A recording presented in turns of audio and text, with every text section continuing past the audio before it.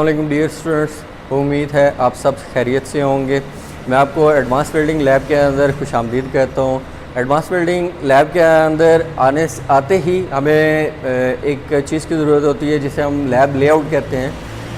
Lab layout का मकसद ये होता है कि हमें पता चल जाए कि हमारी कौन सी मशीनरी और कौन सा सामान किस किस जगह पे पड़ा हुआ है।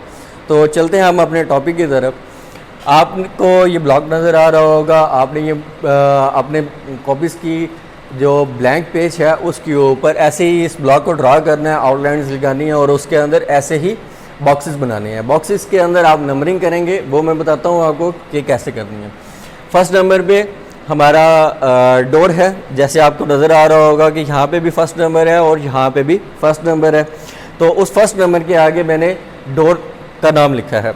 दूसरा सेकंड नंबर पे हमारे पास जो ब्लॉक है उसमें ड्रिल मशीन पड़ी हुई है। जैसे ही आप अपने लैब के अंदर डोर से इंटर होंगे तो फ्रंट पे जो पहली मशीन आपको मिलेगी वो ड्रिल मशीन है। इसके बाद 3 बॉक्सेस कॉमन हैं, 3 आपको नज़र आ रहे होंगे, 1 2 3 का जो 3 ब्लॉक्स हैं ये हमारे कॉमन यूज़ होते हैं। ये हमारे कैबिनेट हैं जैसे कि आपको नज़र आ रहा है, जिसके अंदर हम अपना टूल और सामान वगैरह दूसरी एसेसरीज वगैरह संभाल के रखते हैं।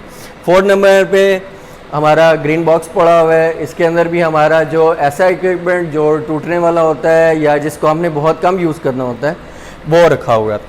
5th नंबर पे इलेक्ट्रिक फर्नेस पड़ी है, ये हीटिंग पर्पज़ के लिए यूज़ होती है। 6 नंबर कॉमन है, आपको ब्लॉक्स के अंदर भी 6 2 दफ़ा नज़र आ रहा होगा। इस 6 नंबर के ऊपर AC/DC रेक्टिफायर पड़ा हुआ है जिसे हम आर्क वेल्डिंग के लिए यूज़ करेंगे। 7th नंबर आपको फिर ब्लॉक्स के अंदर कॉमन नज़र आ रहा होगा। इस 7th नंबर के ऊपर वर्किंग स्टेशन हैं, वर्किंग स्टेशन जिसके ऊपर आप जॉब अपना रख के वेल्ड करेंगे या उसे तैयार करेंगे। इसके बाद नेक्स्ट पे 8th नंबर है। 8th नंबर पे ग्राइंडर पड़ा हुआ है, पेडेस्टल ग्राइंडर, जिसके ऊपर आप अपने जॉब जो है वो ग्राइंड वगैरह करेंगे। 9th नंबर फिर आपको कॉमन नज़र आ रहा होगा। 9th नंबर पे हमारी मिग वेल्डिंग मशीन पड़ी हुई है और 10th नंबर पे हमारे गैस सिलेंडर है। गैस सिलेंडर हम मिग और टिक वेल्डिंग मशीन के साथ अटैच करके यूज़ करेंगे। 11th नंबर पे टिक वेल्डिंग मशीन्स हैं, 2 मशीन्स पड़ी हुई हैं, ये भी कॉमन ब्लॉक्स में आपको नज़र आ रही होंगी। 12 नंबर पे वर्किंग टेबल है जिसके ऊपर वाइसेस लगी हुई हैं। इसके ऊपर आप कॉमन प्रोसेस जो कटिंग वगैरह, ग्राइंडिंग वगैरह या फाइलिंग वगैरह कर सकते हैं।